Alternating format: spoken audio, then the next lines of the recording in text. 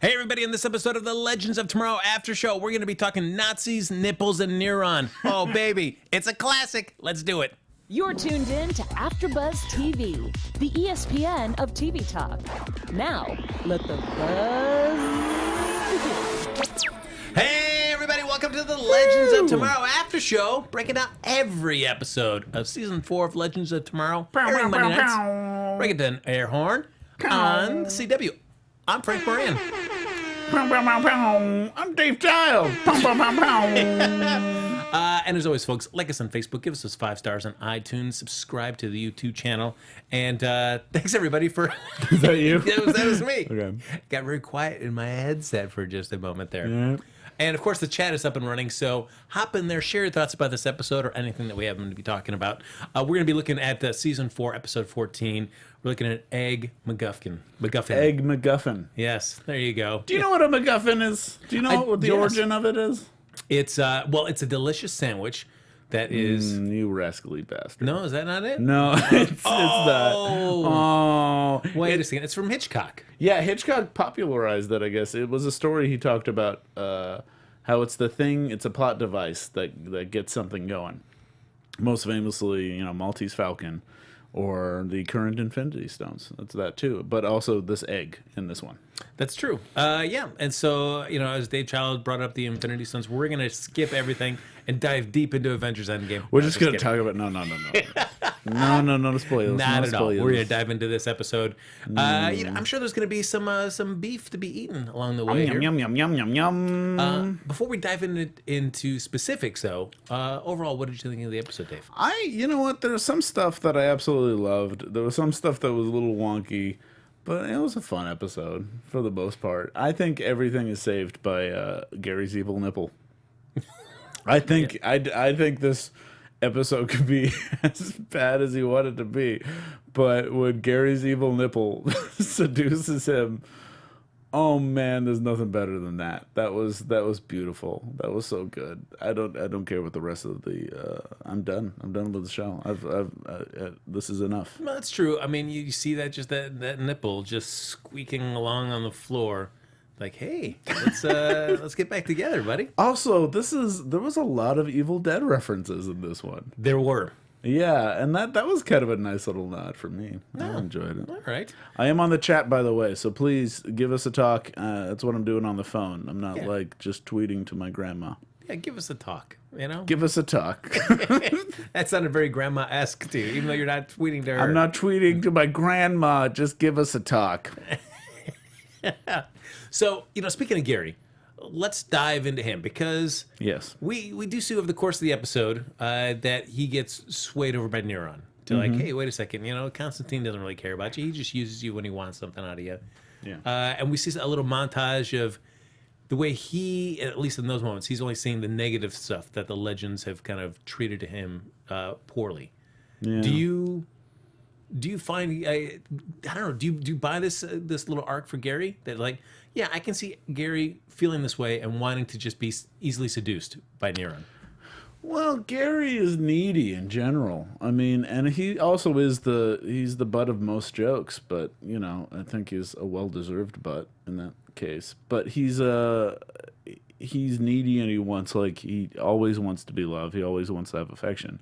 So anyone showing the history of the character we've seen so far is anyone that shows him the least bit of affection or notice, he it kind of latches onto. Yeah, but which is I find interesting because I don't think like Ava, he's a lot of affection upon this and attachment to Ava. Yeah. Yet I don't. We always see kind of Ava kind of. Consternated or flustered by Gary. Like, Gary! Yeah. We never really see, like, genuine, like, human emotion or outpouring. Like, Gary, you're the best. You're the greatest. I don't know if we've really seen a lot of that. Yeah, except Ava. Yeah, because Ava really has to, even though I think Ava thinks it, because we even saw kind of the purgatory inside Ava's subconscious, and the person that was helping her the most was Gary. She has Gary issues. Mm-hmm. So she needs to voice that. I think, really. And maybe that's how they're going to be able to sway Gary back from the dark side. Because this show is not very subtle. And it did have one episode where it talked about how Ava has a connection to Gary and appreciates Gary. And how Gary was there to help her. and then in the next episode he's taken away and brought to the dark side. So No, very true. But that's I think just a little lesson for all of us. Just let those near you just know how much you care about them. Let them know you love them, unless they're possessed by a demon, because then that demon is going to use that in order to take full possession of your body. That's correct. Yeah. The demon of parties. Woo! So we got our boy Ray Palmer. We saw at the end of last episode, he's doing his little whistling. He's been oh boy, kind of taken over by Neron, but it's not a complete takeover. Yeah, because remember in the last one, we did find out that it takes quite a bit of willing desire in order for a demon to take over the body. Who's taking over you right now? Oh no! It is me, the demon of adventure. The adventure demon is I'm here. the adventure demon, and I'm ready to take you on an adventure. I'm feeling very seduced by what you've got to offer. But all three of my nipples are evil. And scene. Good. Wow, that was that was some really great. I hope you enjoyed that. So we see Ray over the course of the episode struggling, one to try to find help, but also try to find using science to get rid of neurons. So it's like coming up with a little concoction I can inject my arm, and that'll take care He's of it. trying to do it with science. Yes. You see him, and I did like how they set up the fact that he can't tell anyone. He just goes, nee, Yeah. yeah. And also, I love how his big love that he's in danger of killing is Nate. Science bros, man. They're science bros, but they're also, we've talked about this before, they're two guys that are willing to say I love you to each other and to notice the love without it being weird. And the fact that that love is being manipulated and used by the villain, it just kind of makes it even better. I like that. And I did like, Nate gets that first hug. He's like, you know what? That's not a hug. Bring it in. Yeah. Give me the full hug. Ah, man, I like those guys. I like two guys that are just completely geeky, and then that also they shame each other for bad hugs. That just feels like my friends. Yeah, sure. So it's nice. I got plenty of friends that I would be in danger of killing if I was possessed by a demon. Tell you that much. But would I be in danger? You know what other parts of the show was great? What I liked was the adventure. Wait, is the adventure back? Oh no! It's back. You all. Oh boy! Don't get all Gary on me. Okay, fine. Don't get all needy. So we see at the end of the episode, though, as he is beating the tar, Neron is, out of Nate. Yeah. Ray says, hey, if you promise to spare him, I will stop fighting and you can take over me willingly. Yeah. Do you think there ever was a thing? Because I thought but if I kill someone you love, you'll lose your soul and then I could take over anyways. I'm suspicious that's not even real.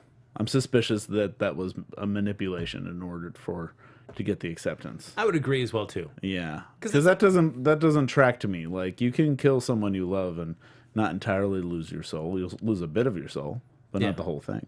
Yeah, I mean, especially when you know it's not really your own fault. Like, if you consciously know I'm being manipulated by a demon into this, Right. I will feel tremendous heartache that my friend is dead or my loved one is dead, but I know it's not my fault. Right. Yeah. So yeah, I agree with you. But he does say, hey, all right, spare Nate, I'm yours. You know what I wish was happening during that Pumela scene? We do see him turn to steel for a second, but I do kind of wish there was a moment where he turned to steel and Ray, because he was possessed, kept hitting him until the point where it was hurting Ray. So he turned away from steel. Because I kept thinking, like, how did that not work? Like, how did the steel not work? If he's just a dude. Ray doesn't have any superpowers. He just has a suit that he's not wearing right now.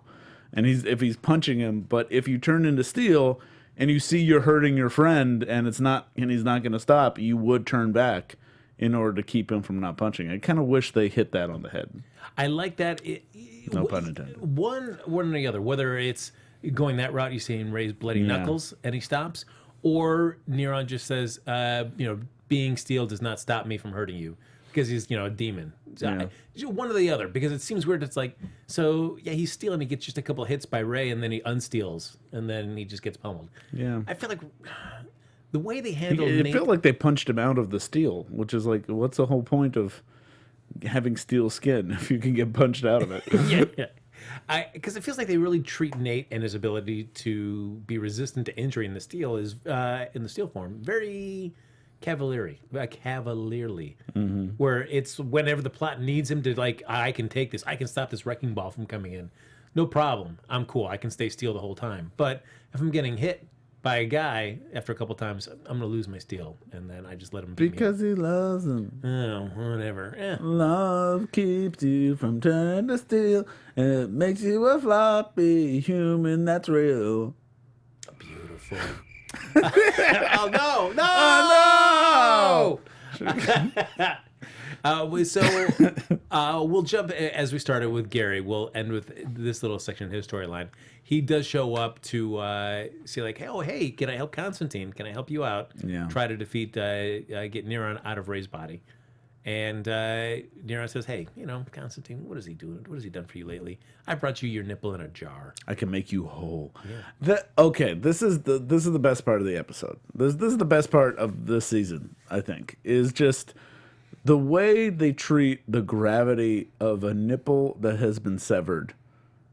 Previously, I loved it when he lost the nipple, and then the way they treat it like it is an Infinity Stone. They treat it like it is something that he needs and wants, and you get all these like dramatic flashbacks, and you see it crawling. There was never any wink at the camera, just the fact that it was a nipple. It just made it.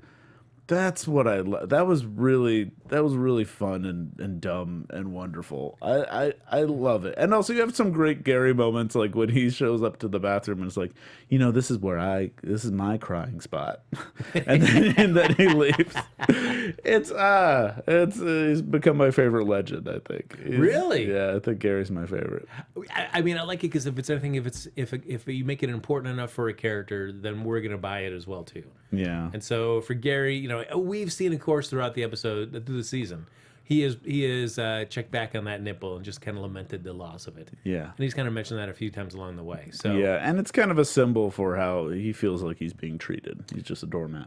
To be honest, Dave, let's get real. Can we get real for Yeah, 1 we second? can get real. Okay, all right. Really real. Well, let's get really real. Let's get really real. If you lost your nipple, Mm-hmm. do you think you could get over it, or would it really be this thing Man. that weigh on you? I want to lose these nipples, You don't have to lose both; it's just one. They're just too beautiful. Yeah. What if you lost one? Do you think you could move on and still live your life? Yeah, I think so. All right. I think I can move on. Okay. I just want to make sure. I mean, but it'll be a tough transition. Tell you that much. Okay. These beauties. Oh boy. Yeah, you brought it up, that's man. Right, I did. I can't be. You brought it ashamed of up. the real If talk. you want to talk about these beautiful nipples, oh boy, Oof, that was forget real. about it. I opened that door in that real talk, and now I have to accept that. Which one's your favorite nipple? I'm going to talk about my favorite nipple. This reminds me of my new podcast, Dave Nipples. Dave Please enjoy Nipples? it. Dave Nipples. What a great name for a podcast. Dave Nipples while talking about nipples. So, folks, before we hop on to our next topic, I want to talk about nipples for longer. Oh yeah, well, we'll get back to it because that's a topic that you can never get tired of talking about. Mm-hmm. But it is an evergreen topic. But we also want Much to like my nipples. That's right, evergreen. Always green. And smell like pine. Mm-hmm. So, folks, thanks so much for making us the ESPN at TV Talk, and it's because of quality content like this that you stick around, and we are so appreciative of that. But we're also asking for a little help. So if you're watching us on YouTube, like and subscribe. If you're listening to us on iTunes, you're at the gym, you're in the car, you're just walking through town as you would do, listening to us. When you get a chance, rate us on iTunes, give us those nice 5 stars. Yeah, absolutely. But no matter where you're listening, get involved in the conversation. Leave a comment so we can see what you think about the show. And we really appreciate that. This has been so great for us to do, not just the Legends of Tomorrow, and share our enthusiasm, our gripes, our joys about the show with fellow fans like yourselves. But there's also other great programming that Dave and I have both done, and many other people do here. And the only reason we keep doing it is because you find people keep watching us and let us do it. So thank you for sticking around and continue to enjoy our shows. We love you. Mwah, so much. So about those nipples. Back to nipples. So speaking of sensuality, body parts, things like that. Mm-hmm. Thank you. We have another storyline. Is we Just get waiting on that. He was Oh boy! There we go. Get to do it. we see Rory and Charlie. Finally, Charlie gets a little bit more involved in a storyline. Where A little bit. a little bit. Just a little bit. Charlie's just like, oh man, they're really trying with Charlie. They must love that actress and they want to keep her around for as long as possible. But they're not trying hard enough. It just feels. So I do like this storyline too. I think it's a little weird. It's because it's just out of nowhere. It's a strange episode because you have high stakes, big villain storyline going on in the first one. You got like romance story for the B, and this C story where they focus on Rory's romantic writing and how big it's become, and how he has to go to a con in order to reveal who Rebecca Silver is and meet fans. Yes, so we see that, and because of course, it's Mick writing this. Nobody knows that it's a woman. Yeah. It's like, I can't show up there at this con. Well, he doesn't even want to go anyway. But when he finds out, hey, you get paid a lot of money if you go to a con, we got to make this happen. Yeah. Charlie, always up for a nice scam, says, hey, I'll pose as her, and we can make this happen. What's that? $20,000. Yeah. They split it 50-50. That's right. And of course, we've got Mona, who happens to be a huge Rebecca Silver fan. Oh, Mona. She Yeah. loves everything. As soon as she hears that the real Rebecca Silver is going to be there in person and show her face, she's got to be there. So do you think... I feel like Roy hasn't been writing for that long. Like, how long has he been writing? I mean, I want to feel like, well, for sure last season. Yeah. Started last season. I mean, well, I guess it started about that we knew it. So I could buy that maybe in season 2 he started writing. Do you think... what I'm wondering is if he's using time travel. I would think that he could jump. Because it sounds like they talk about a lot of books, so it feels like maybe he has all these books that he's written, but he's like going back in time and making them popular in like the 90s or something. Because it seems like they were talking about it like he's got so many. He's been writing for years. He's like the Stephen King. He's just like words keep pouring out of him. The Stephen King. He's like the Stephen King. And so after Mona figures out, wait, it's Charlie here. It's a good point. Charlie's outfit and hairdo in this episode was great. This is Art Master Austin Prophet. Yeah. Yep. Yeah. Sure was. Good glasses. Good glasses. But again, it's the Charlie issue. Well, it's just the fact that Charlie doesn't have a personality. We don't really know anything. It's a good con, but I don't know what Charlie's favorite color is. Yeah. I could guess with everyone else. Like I don't know what all the characters I know what they would order for breakfast. I don't know what Charlie would order for breakfast. Because if you look at Mick, I mean, Mick is surly. Sausages, by the way. Oh, there you go. But we know there are things that Mick does care about, as much as he's tries to keep himself aloof and unattached. Mm-hmm. But when it comes to writing, a biggest example from this is like the writing. He truly cares about that, so much so that he's embarrassed if anybody else really finds out about it. But you know that truly means something to him. And the reveal that he has this connection with the fans and that he talks to the fans. Yeah, that's great. And enough for him to kind of come out of the persona in order to talk to people. Mm-hmm. Yeah. And the same thing with Mona, a new addition, but in came on even less time than Charlie has. But we've been able to sketch out a lot about her. Oh yeah. I mean, and the fact that she was in the copay, that you just see that she was so invested in that person, that creature. But Charlie, to your point, it's just like we know nothing. Like we don't know what she's really truly passionate about, what she is afraid of. We don't know really anything, and it makes it kind of frustrating. No, yeah, it is frustrating. I would really, and I agree with you. It's like they clearly love the actress, but it's just like, is it really serving the show to keep her around if you're not going to give her a character? Well, that really it's also a invest in? useful power. It's a great character. It's someone you can bust out the shape shifting whenever you want, and it's an extra person. But like they have a lot of characters. Like you could have done this. Anyone could have been. Well, this was a harder one because everyone had a different storyline. So it was kind of set for Charlie. Like, who else? What other female character could have played like Rebecca Silver if they did this? They would have to wait until, I guess, Zari was free, but she's busy with the romantic storyline and isn't up for capers like this. No, and I feel like Mona has to be the one to unmask Rebecca Silver. Yeah. Yeah, that fit the character perfectly. So it was kind of a, oh, who's left? Oh, it's Charlie. That's what you want out of your character. It's just it's the who's left, so we can just plug her into the storyline. But the storyline was funny. It was nice. Yeah, I mean it What was that song that was playing when they go to the convention? Did you notice that? Oh, it was like bringing light in the real light. It was so odd. The Romanticon, man. Yeah. That's, would you go to Romanticon? I just came from Romanticon. Oh, actually, nice. Yeah, it was great. Did you panel? Yeah, I paneled.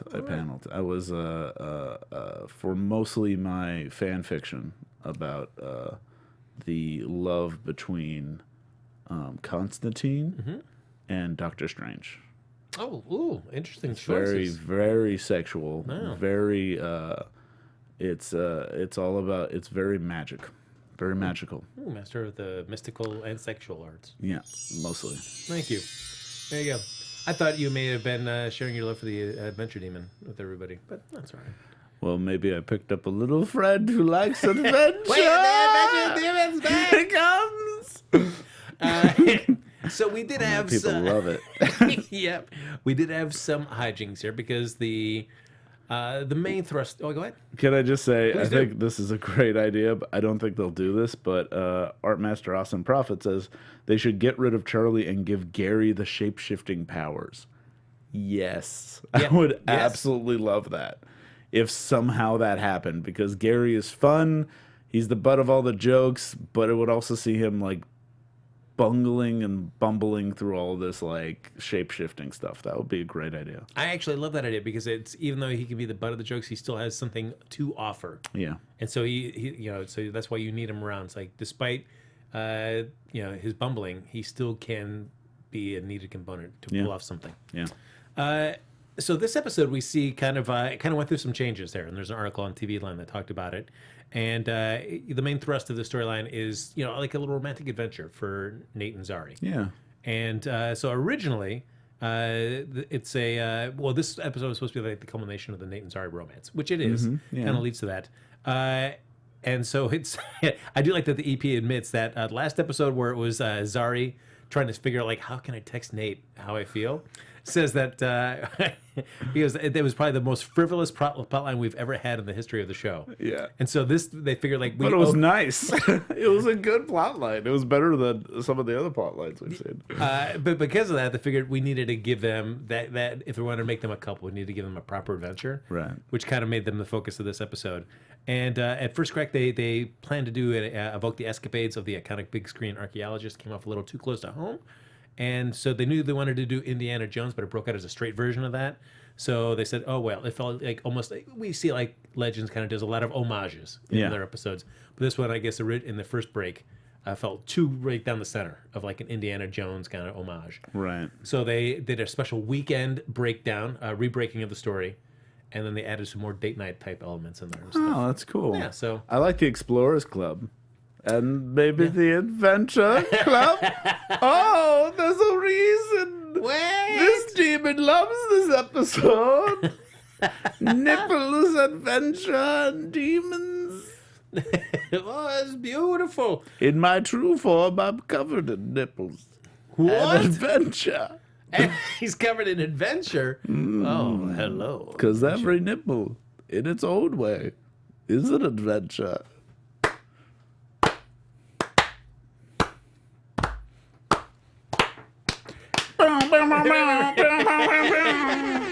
Thank you. So we see this episode as the MacGuffin that you were alluding to. Yeah. And we do find this egg that's found back in the early 30s. And so like, hey, wait a second, we got to find out what this deal is. Let's all go back. And Sarah's looking at this as a way to, it's a real mission, but also, hey, let's get these two, these kids that we know they have kind of an interest in each other. Let's get them together. Which Really makes express this. sense. I think that's a thing that they would do. Sarah playing the den mother. Says, hey, Yeah. let's make this happen. Yeah. But of course, Nate and Zara think like, oh wait, no, everybody's bailing on this mission. So they're just setting this up. This is just like this is just a big role playing thing that we're going to. Do you think that was realistic for them to think that? To think that everyone's an actor and it's a big role playing thing? That was a little much. It's like, yeah, come on, they're not going to go all to this extent. I mean, they don't have that big of a budget. No. The only reason why they had a acting troupe for Ava's parents was so Ava didn't go insane, and didn't learn the truth that she's a clone from the future. And that makes more sense. Yeah, and we know the Time Bureau does not have this budget because it's all invested in A-World. Yeah, so there's true. We don't have time. We don't have the money to be able to do this kind of elaborate setups here. Yeah. So we see them getting involved in the Demon Egg. There's Nazis involved. We find out that it's truly a real emergency that Sarah and Ava have to go back and help them as well too. Mm-hmm. And it turns out that at the end of the episode, there's a dragon in that egg. Uh-oh. I do have to say there was a couple of moments in this plotline that were great. A lot of people in the chat were talking how great Zari looked in that dress. I think it's very true. I also love the setting up that, what is it, Thomas Crown Fair? Yep. Where someone has to bend under all these. Usually it's lasers. It's because it's one of the came out at the same time. Yeah, it's a Catherine Zeta-Jones. Yep, and Sean Connery. Yeah. I want to say like Entrapment. No. Yeah, I think it's Entrapment, something like that. Oh. Okay, if anyone knows what the one we're referring to, please tell us in the chat. But just so, like someone has to bend in places and do all these things. So, of course, Nate is the one to do it, and we get a nice Buns of Steel shot. Of course. I felt like that was just for us. I felt like just for Dave and I. Yeah, because we kept talking about it, Buns of Steel, and so they were like, "Yep, they got to show them," and it was beautiful. Yeah. But the whole thing was just. I also loved how it was flipped, and Zari was kind of into it, and and it was. I like the relationship, and I like where they're going, and the arc of the date night worked because they weren't doing the things that sometimes we see in TV shows where everyone's like too coy to really talk about their love because they were, or the fact that they were on a date. Like they said, "Oh, this is a setup. It's a date." They said that like right away, which was kind of nice. Yeah, and even when Nate says, "Oh man, I know Nazis ruined our date," and Zari's like, "Who says it's ruined?" Yeah, that was sweet. Yeah, it was good. This felt like it was 3 separate tiny episodes, but they were all good episodes. It was just strange to see them all kind of together, but it was still good. 3, 4. It was 4 storylines. Yeah, it was. Which was a lot of storylines for an episode. That's odd. And it's hard. I mean, I guess when you're looking at so many characters, so much story and kind of juggling storylines and trying to stick the landing at the end of the season. It is Entrapment, by the way. Entrapment. Look at that. Like a steel cage, where you could see last episode we were kind of frustrated by it. At least I felt like that. It was like a wasted storyline for Zari. Just like, what does this text mean? I don't even know. It was relatable. But at least like now, it does have a payoff. It's relatable. Oh boy. Thanks, Dave. Come on, kids. You know what I'm talking about. Come on, kids. Right? Us, the teenagers out there, would we be texting and bumbling? Oh, it's relatable. Oh, boy. Oh, boy.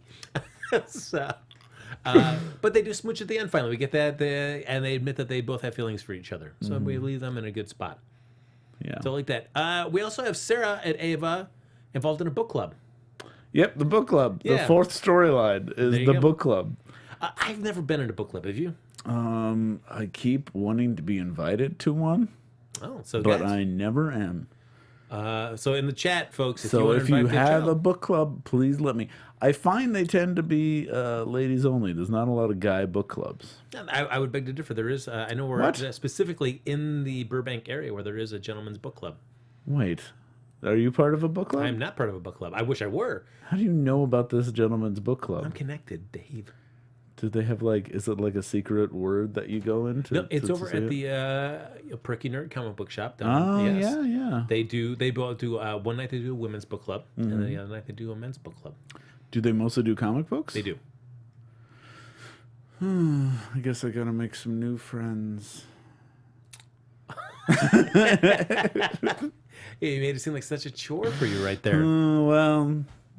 But what I liked about with Sarah is like for somebody who's grumbling about having to do this, like I don't want to get involved in this kind of stuff. It's not who I am. I just want to have an action and adventure. That she at least attempts it this time and then really gets sucked into the book, only to find out like, oh wait, I'm the only one that actually did read this. Right. She also learned the trick to getting through a book fast is to listen to the audiobook and then speed it up 2 times. And I love that she actually still enjoyed it because of that. I'm all about listening to podcasts at 1.5 times speed. 2 times is just almost a little too much. Yeah, I think it depends on the podcast. If it's like news, that's perfect. But if it's like if it's an actual storytelling thing, don't do that. Yeah. That's terrible.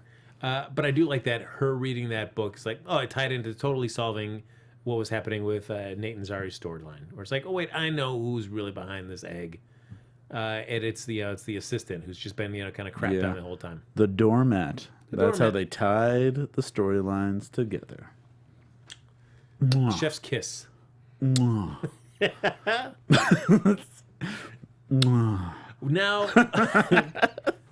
We do get to see, though, at the end of the episode, Nora, or who I thought would probably be in a coma for many more episodes.